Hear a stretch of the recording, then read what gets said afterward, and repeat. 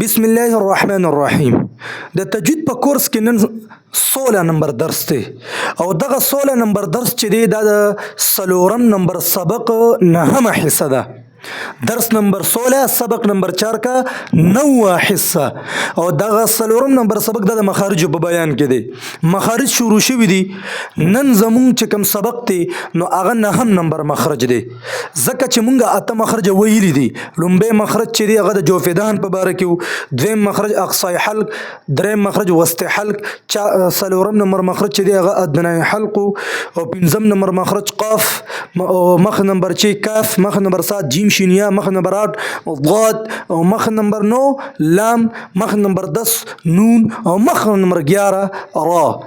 یعنی دا 9 او دا 10 او دا 11 9 10 11 9 10 11 مخرج به من وایو چې 9 د لام مخرج دی، 10 نمبر مخرج هغه د نون دی او 11 نمبر مخرج چې دی که 11 دا چې دی د را دی. لام نون را دا درې وړه مخرج به نن وایو. دا غینه مخکې دا خبر یاسته چې اصول مخارج چې دی 15 دي کنه، د ولس مخارج پر پخله کې 15 ځایونه دي. نو هغه کې یو جوف ته، یو حلق ته، یو لسان دی، یو شفت ته، یو خیشوم دی. جوف مونږ ویلی وو، حلق مونږ ویلی وو، لسان شروع شوی دی. بیا په دې لسان کې مونږ خبره کړې وه چې د دې لسان بیا 15 حصې دي. یو ته اقصای لسان وایي، اقصای لسان. د جبې دویمه حصه د وسط لسان. اقصای لسان د جبې ویخ، د جبې جړ، وسط لسان د جبې مینز، حافی لسان د جبې غاړه، طرف لسان د جبې ګول ولا کناره، رأس اللسان نو د جبې سر. وس په دې 15 حصو کې د جبې دغه 15 حصو کې مونږه اقصای لسان هم مونږ ویلی دی، وسط لسان هم ویلی شوی دی، حافی لسان هم ویلی شوی دی. نن به مونږ وایو طرف اللسان. صحیح، نن به مونږ نن چې زمون کوم سبق ته غدي طرف اللسان. دا طرف اللسان ویل کېږي د جبې ګول ولا کنارې ته. طرف اللسان څه ته ویل کېږي؟ د جبې ګول ولا کناره. ګوره دا جبه د دې ما درس کړی دی تاسو ته چې طرف اللسان څه ته وایي. ګوره یو خو دا سر دی که نه، دا دې ته رأس اللسان وی او دا طرف اللسان چې دا دې ته وی دا ګول ولا کناری نه دی، دې ته طرف اللسان وی. دا مې درته ځکه دوباره وی چې دا مخرج بیا په صحیح انداز کې تاسو پې پوه شئ. نو طرف اللسان څه ته ویل کېږي؟ زبان کا گول کنارہ، زبان کا گول کنارہ. اوس په دې کې یاد ساتئ په طرف اللسان د جبې ګول ولا کناره په دې کې 3 مخرج دي، 3 مخرج دي او د دې نه 3 حروف ادا کېږي. 3 مخرج دي پکې او 3 حروف ته ادا کېږي. زه تاسو ته یو خبره شاته بوزم، هغه دا وه مونږ ویلي وو چې په لسان کې 10 مخرج دي او 13 حروف ته ادا کېږي که نه، 10 مخرج دي پکې او 13 حروف ته ادا کېږي. د جمهور علما په نسبت باندې، د جمهور علما په نسبت باندې په دغه جبه کې 10 مخارج دي او 13 حروف ته ادا کېږي. خو تاسو ته ما یو خبر کړی وه چې چونکې د 29 حروف د پاره 17 د مخارج چې مونږ بیانو دا کنه، نو دا هم د جمهور علما پس روانیو کنه، هغه مونږ دا بیانو. خو لکه د امام فرار، د امام سیبوی رحمه الله په نسبت 16 مخارج پای کې چې کوم جواب نو ذکر شوی، د امام سیبوی پکې چې دی د جواب د مخرج نه دی ذکر کړی، په دې وجه 16 پاتې شو. په هغې باندې تاسو پوه شوي. بیا ما تاسو ته ویلو چې امام فرار رحمه الله په نسبت د 29 حروف د پاره 14 مخارج دي. نو په هغې کې خو تاسو په یو رسېدلي وې چې دا 14 د ذکر کړي دي، نو یو د پکې دا جوف نه دی ذکر کړی. څنګه امام سیبوی او امام فرا دې دواړو دا جوف نه دی ذکر کړی. نو د امام سیبوی خبر خو ختمه شوې دی چې هغه 16 ذکر کړي دي. یو ما ته پته ولګېده ما تاسو ته چې هغه جوف د نه دی ذکر کړی، نور بس برابر دي مونږ سره یو شانتي دي ځکه چې مونږ 17 ذکر کوو. او امام فرا نور داسې 2 کم دي چې امام فرا 14 ذکر کړي دي، نو هغه دا دي ځکه چې امام فرا وایي که نه چې په لسان کې 8 مخرج دي او 13 حروف ته ادا کېږي. او جمهور علما یعنی مونږ دا وایو چې په دې لسان کې 10 مخرج دي او 13 حروف ته ادا کېږي. خو امام فرا وایي چې 8 مخرج دي. هغه څنګه وایي؟ هغه داسې وایي چې زمونږ په نس باندې خو په طرف اللسان کې درې مخرج دي او درې حروف تی ادا کیږي. درې مخرج دي یعنی لام، نون او را. دا درې مخرج دي. دغه درې حروف لام، نون، را ځان له مخرج ذکر شوی دي. زمونږ چې جمهور علماو دا ځان له ذکر کړی دی او ځان له مخرج او ځان له حرف ادا کیږي. امام فراوی چې دا لام، نون، را د پر امام فرا یو مخرج ذکر کړی دی، یو مخرج.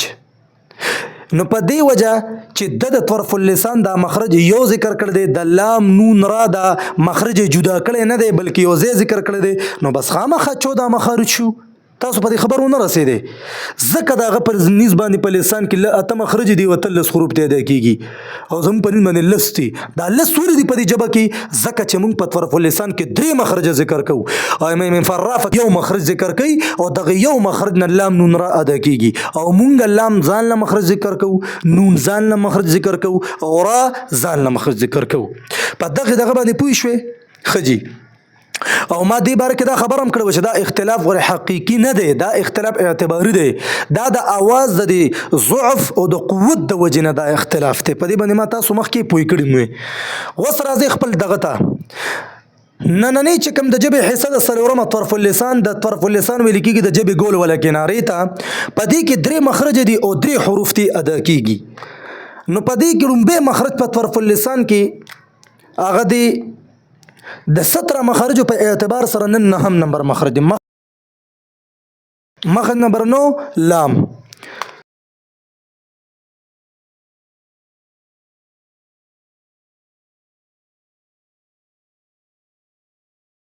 مخرج نمبر 9 لام. طرف اللسان اور ادنائی حافہ جب ثنایا علیا، رباعی، انیاب اور زواحق کے ساتھ لگ جائے دائیں طرف یا بائیں طرف تو اس سے لام ادا ہوتا ہے. دا دغه مخرج دی. اوس په دې باندې ځان پښتو کې پویو. طرف اللسان تاسو ته پته ده چې د ژبې ګول ولا کنارې ته وایي. نو مونږ چې کله دا وایو کنه چې طرف اللسان چې کله داسې وشي نو تاسو به ذهن ته خبره بوځئ چې د طرف اللسان څه ته وایي؟ د ژبې ګول ولا کنارې ته وایي. نو کله چې د ژبې ګول ولا کناره اور ادنای حافه راځي داس د کول غوړي. ګوره حافه تاسو پیژنې کنه، حافه ویل کېږي د ژبې غاړې ته. حافه څه ته ویل کېږي؟ د ژبې غاړه. خو دا یاد ساتئ چې دا حافه په درې قسمه باندې ده. حافه درې قسمونه دي. یو قسم هغه ته ادنای حافه وي، دویم قسم ته وسط حافه وي، دریم قسم ته اقصای حافه وي. حافه په درې قسمه باندې ده: ادنای حافه، دویم قسم وسط حافه او اقصای حافه. صحیح؟ حافه چې د ژبې غاړې ته وي تاسو ته ما ذکر کړی و. نو اوس ادنای حافه نه دی چې وګڼئ. ادنای حافه د ژبې د غاړې ابتدا، یعنی کم ځای نه چې د غاړه یعنی د ژبې د غاړه شروع کېږي. دا حافه چې حافه خو د ژبې غاړې ته وي، نو ادنای حافه دا مطلب و چې د غاړه هغه قسم چې کم ابتدایي حصه ده، ابتدایي حصې ته ادنای حافه وي. د ژبې چې کومه د غاړې مینځ دی، د غاړې مینځ ته وسط حافه وي او د غاړې اخر او د غاړې چې کوم اخر دی، د غاړې چې کوم جړ دی هغې ته اقصای حافه وي.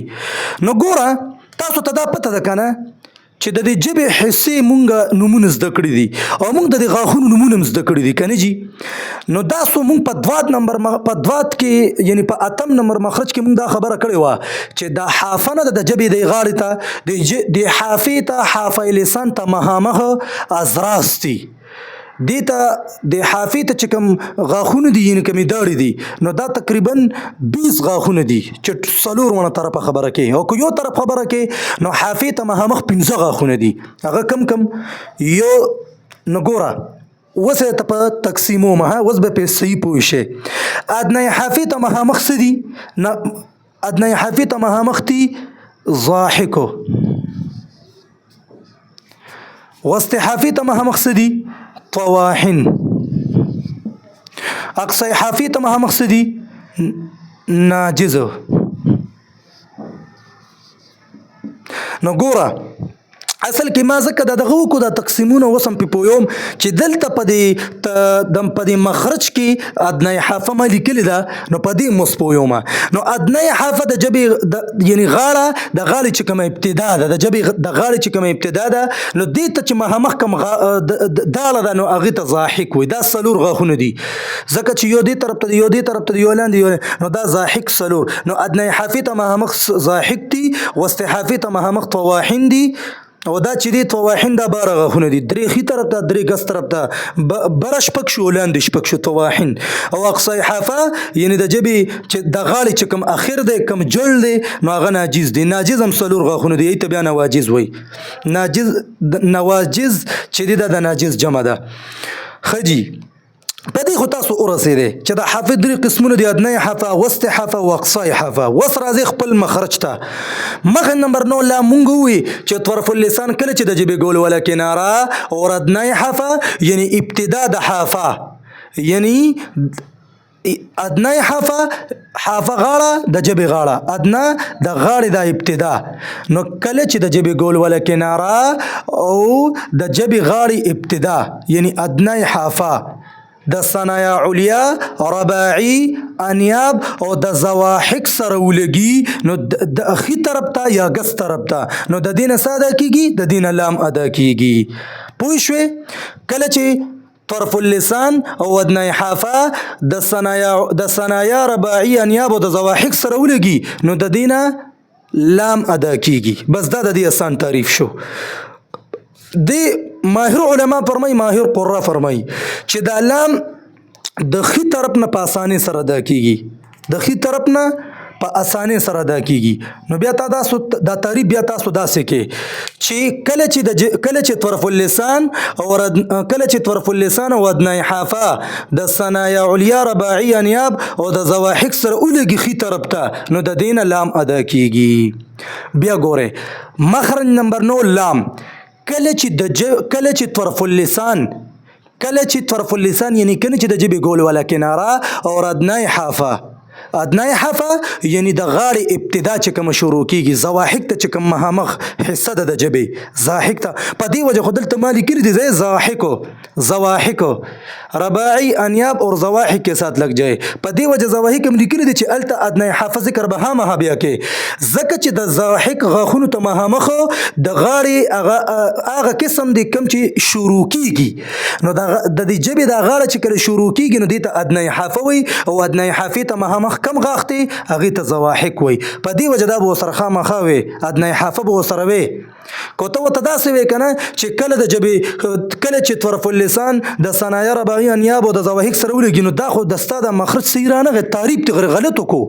دا تعریف ته ځکه غلط وکړو چې هلته زواحق ته مخامخ چې کومه د ژبې حصه ده نو هغې ته چې دی یعنی حافې ته چې کوم مخامخ غاښونه دي هغه اضراس دي. اضراس درې قسمه دي، زواحق، طواحین، نواجز. نو چې حافې ته چې نو چونکې په دې مخرج کې په لام په مخرج کې د حافې ابتدا لګي په دې وجه دې سره به خامخا ذکر د ادنی حافې کې ځکه چې زواحق ته مخامخ ادنی حافه ده، د ژبې د غاړې ابتدا ده. په دې ځان پوهی کې داسې نو مخ نمبر 9 لام کله چې د ژبې ګول ولا کناره او د ابتدا د حافه یعنی ادنی حافه چې د ثنایا، رباعي او د انیاب او د زواحق سره ولګي خي طرف ته نو د دین لام ادا کیږي. دا مخرج شولو صحیح. د دې مشق به څنګه کوو؟ نو د دې مشق به داسې وکې چې دغه لام دغه حرف به راوړو او دا به ساکن کو. ما مونږ ویلو چې د مخرج د معلومولو طریقه څه ده چې هغه حرف به راوړې چې د کوم حرف ته مخرج معلومې او هغه به ساکن کې یا به مشدد کې او د مخ کې به ته حمزه وصلی وروړي نو مفتوح وروړي کو مکسور وروړي کو مضموم وروړي درې ونه وروړي شي. نو ګوره حمزه، لام، زبر،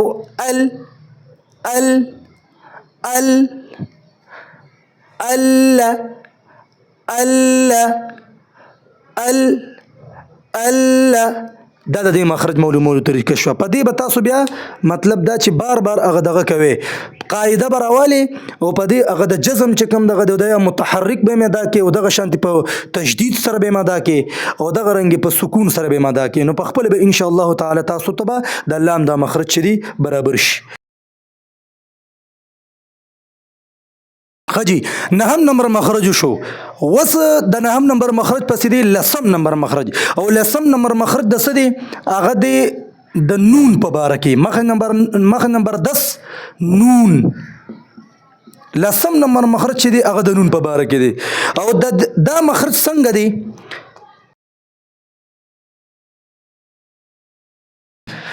نو مخرج نمبر 10 هغه د نون دی، او طرف اللسان جب ثنایا رباعی اور انیاب سے لگ جائے دائیں طرف یا بائیں طرف تو اس سے نون ادا ہوتا ہے.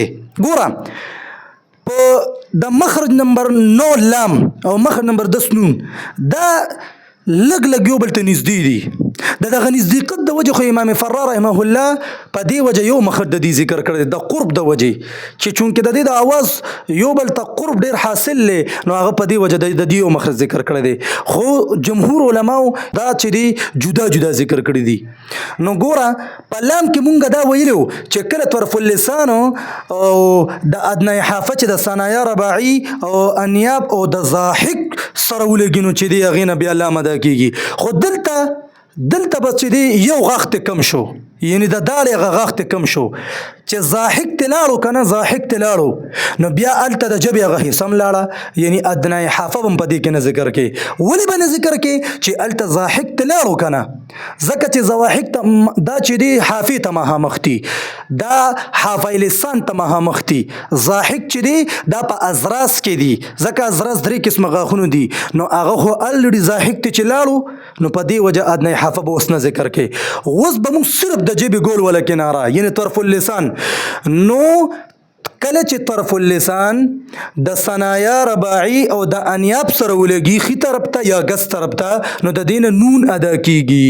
بس دا خو آسان شو چې په مخ نمبر 9 باندې څوک پوه شوي نو هغه به بیا په دین 10 باندې ښه په اسانۍ سره پوه شي.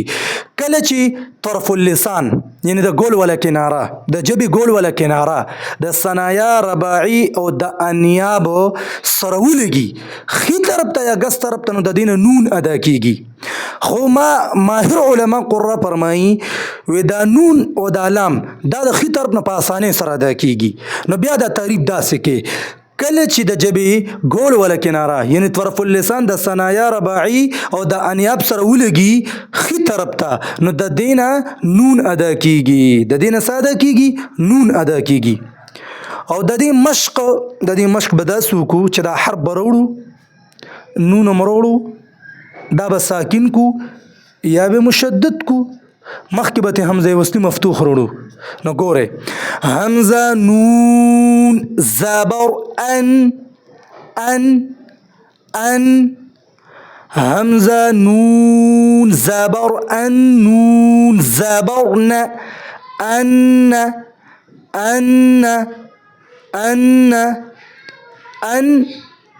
ان. نو ګوره دغه طریقې سره به تاسو مشکو کې صحیح نون چې دی دغه حرف ساکن کې او بیا په بار تاسو پریکټیس وکړئ د نون مخرج به تاسو په خپل پته ولګي چې دا ګول کناره د جبې ګول ولا کناره دا د ثنایا سره لګي د رباعي سره لګي او د انیاب سره لګي خي طرف ته او نون د دینه ادا کیږي.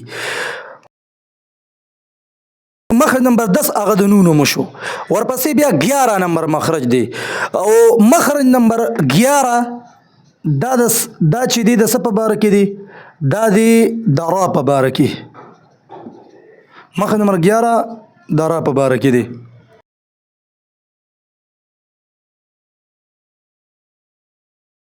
نو مخرج نمبر 11 چې دی هغه د را په باره کې دی.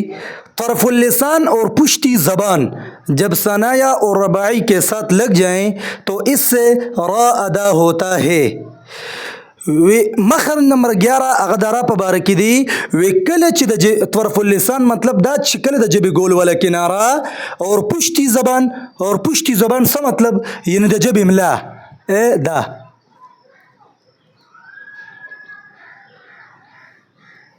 دې ته د جبې املا وایي. کله چې د جبې ګول ولا کناره او پشتی زبان یعنی د جبې املا د ثنایا او د رباعي سره ولګي نو د دین را ادا کیږي. مخرج نمبر 11 د څه دی چې هغه د را په باره کې دی. کله چې طرف اللسان یعنی د جبې ګول ولا کناره او پشتی زبان یعنی د جبې املا دا د ثنایا او د رباعي د دغه دوه غاښونو سره ولګي نو د دې نه را ادا کیږي. او په را کې دا تاکید یاد ساتئ چې کله موږ دا را پر ادا کوو یعنی په ډکه خولې ادا کوو نو بیا به داسې کار کوو چې دا را د پر ادا کولو په وخت کې به د ژبې د املا نه ده د ژبې د املا به د دغه غاښونو د ورو سره نږدې د تالو سره به ډېر لګي د دې ورو سره نږدې تالو سره به دا بیا ډېر لګي چې کله را پر ادا کوو او چې کله را باریک ادا کوو نو بیا به صرف اور صرف د ژبې دا ګول ولا کنانه صرف طرف اللسان به د مهمه غاښونو سره لګي د ثنایا او د رباعي سره چې کله باریک ادا کوو یعنی په تشه خوله هغې ته مونږ ترقیق وایو. په ډکه خوله تفخیم په تشه خوله یعنی ترقیق دا به انشاءالله تعالی دا اصطلاحات به بیا ورپسې وایو. ښه جی او دې کې دا تنبیه هم یاد ساتئ چې پرا د ادا کولو په وخت کې به مونږ به د حقیقي تکرار نه ځان ساتو کو حقیقي تکرار راولي نو دا غلط ادا کیږي بیا دا به ته غلط ادا کې یو مشابهت تکرار دی او یو حقیقي تکرار دی. مشابهت تکرار خو به ته خامخا پیدا کې ځکه چې دا د دغه مخرج ګوره مثال ګوره بسم الله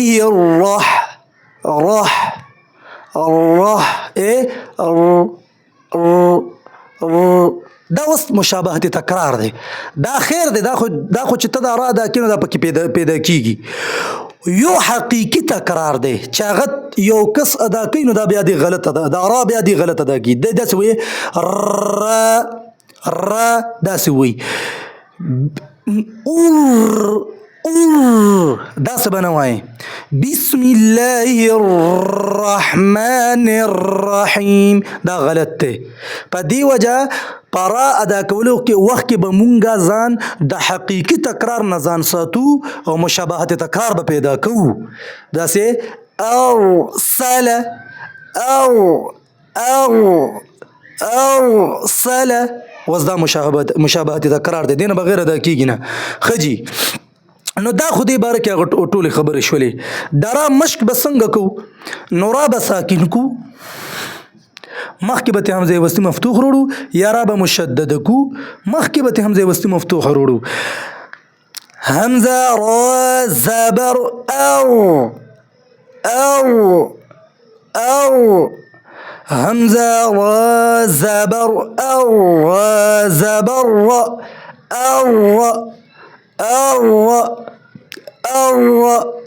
نو دا یاد ساتئ صحیح بس دا د دې مشق شو. بیا دغه درې حروفو ته لام نون را دې درې حروفو ته د مخرج په اعتبار سره څه ویل کیږي دې ته ویل کیږي طرفیه لام نون را یعنی مخرج نمبر 9 مخرج نمبر 10 او مخرج نمبر 11 لام نون را دې درې حروف ته د مخرج په اعتبار سره حروف طرفیه وي او دا حروف طرفیه وتذکر ویل کیږي چې چونکه طرفیه خو د طرف نه دي او طرف اللسان یعنی طرف ویل کیږي د جبې ګول ولا کنارې ته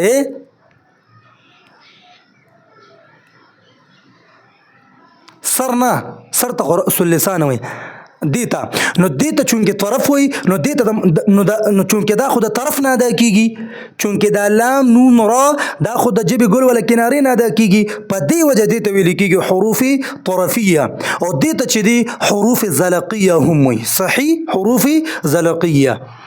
بس دا چې دی نننی تفصیل وشو د مخرج نمبر 9 چې هغه د لام دی مخرج نمبر 10 نون او مخرج نمبر 11 را دا درې مخرج خفه تفصیل سره چې دی هغه تاسو ته د غي وضاحت شو. ورپسې بیا د جبې یو حسابات شو رأس اللسان په دې کې درې مخرج دی او 10 حروف ته ادا کیږي درې مخرج دی پکې او 9 حروف ته ادا کیږي. نو ان شاء الله تعالی چې جون وفا وکړه ورپسې درس به بیا د دې رأس اللسان په باره کې او بیا دا غینه بعد مونږ ته بس بیا کار آسان شو. ورپسې بیا اصول مخارج کې شفت شونډې شفتین شونډې دوه مخرج دي پکې څلور حروف ته ادا کیږي دا خو آسان دي او پنځم اصول مخارج کې چې پنځم نمبر زید هغه خیشوم دي خیشوم د پوز جلته وي او په دې کې یو مخرج دوه حروف ته ادا کیږي دا خو بالکل آسان دي. نو بس مونږ ته په مخارجو کې تقریبا یو درس د رأس اللسان شو دویم درس د شفت شو او دریم درس د خیشوم شو. چونکې زه کوشش کوم چې دا شفت او د خیشوم یو ځای کم. نو بس مونږ د یا 2 درس په مخارج کې پاتې دي او یا 3 درس په مخارجو کې راته یا 2 درس پاتې دي یا 3. بس مخارج به ټول ختم شي. نو کوشش پکار دی چې دا شاته دروس چې څونه دي نو دا کتل غواړي. کو چېرې چا کتلی وي او هیر شوي دي نو خیر دوباره دی وګوري. خامخا ته چې مخکې ځې او شاته ته یې نو دا خو بیا به ته بیا نه پوهېږي په دې خبرو باندې. ځکه هر یو سبق مخکینی سبق هغه د شاته سبقونو سره تعلق ساتي. هغې کې به ورو ورو هغې کې به الفاظ استعمالېږي نو چې تا شاته درس نه اورېدلی نو په دې مخکې درس باندې به ته بیا نه پوهېږي. نو زما ټولو ته دغه درخواست دی چونکې کو چا ولې توجه ورکوله نو د توجه علامت یو دا ده چې دې به ځان سره کاپي یا کاغذ وغیره بالپن به راخلي دا به ځان سره لیکي. د لیکلو سره بیا دغه علم پختګي راځي او دا به تا ته انشاءالله ښه مضبوط یادېږي. بس دا یاد پاتې شي. بس دا چې تا ولیکه که نه تا واورېده او ځان سره دې ولیکه او نو دا بس د دې حفاظت وشو. دا تا نه بیا نه هېرېږي. او که چېرته د نه هېرم شي نو الرېډي خو تا لیکلی دی که نه نو واپس یې راغستی شي. دې پسې بیا د صفاتو بحث را روان دی چې هغه 5 نمبر سبق ته صفات او هغه چې څنګه مخارج ضروري دي که نه نو دغه رنګې صفات هم انتهایي ضروري دي. ځکه چې ما تاسو ته ویلو چې د تجوید چې کوم ارکان دي 4 ارکان ما تاسو ته ویلو 4 ستنې دي. دا تجوید دا علم التجوید چې په 4 ستنو باندې ولاړ دی نو هغې کې ما مخارج هم لومبۍ خبره کړې وه چې د حروفو مخارج پیژندل دي. او دویمه خبره څه ده چې ضروری خبره ده هغه دا چې د حروف صفات پیژندل دي. نو تاسو په دې مخارجو باندې ځان پوهه کړئ او د مخارجو د درسونه بار وورئ چې سم کلک درته یادي چې دا 17 مخارج درته بس په پراټه باندې داسې مضبوط یادي چې زر زر ویلی شي چې مخ نمبر 1 دا مخ نمبر 2 دا مخ نمبر 3 داسې. او دغه رنګې د دې تعریف هم کولی شي او د مخرج په اعتبار سره دغه حرف تسوي چې دا درته یاد وي چې بیا ان شاء الله صفات وایو چې تاسو په مخارج ځان پوي کړئ نو په صفاتو به ان شاء الله ډېر زر رسي. زما د رب نو امید دي تاسو په دغه خبرو پوي شوي او کوشش پکار دي د درسونه په خپل موري او بیا ملګرو ته شیر کوي. خپل مشران وي یا کشران وي د دې ضرورت غریات ساته چې دا ټول ته دی ښه په دې کې کشر بچ چا د دې کې مطلب د تجوید زده کړه چا نه کړی نو ټول له دا پکار دا په ټول باندې فرض عین چې دا به دې حاصلې نه د دې په دې فرض عین او فرض کفایي حوالې سره ما په لومبۍ درس کې د دې پوره تفسیر کړی دی. نو غوړه دا تجوید د قرآن هر یو حرف د خپل مخرج نه ادا کول د صفات لازمه او د صفات عارضه دا غوړ ضروری دي دا فرض دي چې دغه ته د خپل مخرج نه ادا کې او د خپل صفاتو سره نه ادا کې نو دا خو بیا ته لحن کې دا خو ته بیا غلطي کې او چې غلطي کې نو الته بیا قرآن غلط ادایګي راځي نو بیا بلته اکثر د هغې معنی هم بدلیږي. نو ته بیا د الله تعالی د رحمت امید ساتي د الله د رحمت امیدوار به دې ته به ناسې چې زه د قرآن د تلاوت کوم چې ما باندې د الله تعالی رحمتونو راورېږي او دغه به دی چې هغه په تا باندې د الله تعالی عذاب را نازلېږي. د یوه وجه دا ده چې ته به قرآن غلط وې نو د څنګه مونږ په نورو شیزونو کې محنت کوو نو دغه رنګې کوشش پکار دی چې مونږ د دې قرآن سره چې کوم علوم نسبت لري چې هغه علوم خاص کر بیا تجوید دا بنیادي خبرې دي. ناظره خو به د قرآن هله ته صحیح وې چې ته خو دا حرف صحیح ادا کولی شي که نه نو په دې باندې غوره ډېر محنت پکار دی. بغیر د محنت یو شی هم نه زده کېږي. نو په خپلو خصوصي دعاګانو کې مونږ یاد ساتئ. و آخر دعوانا ان الحمد لله رب العالمین.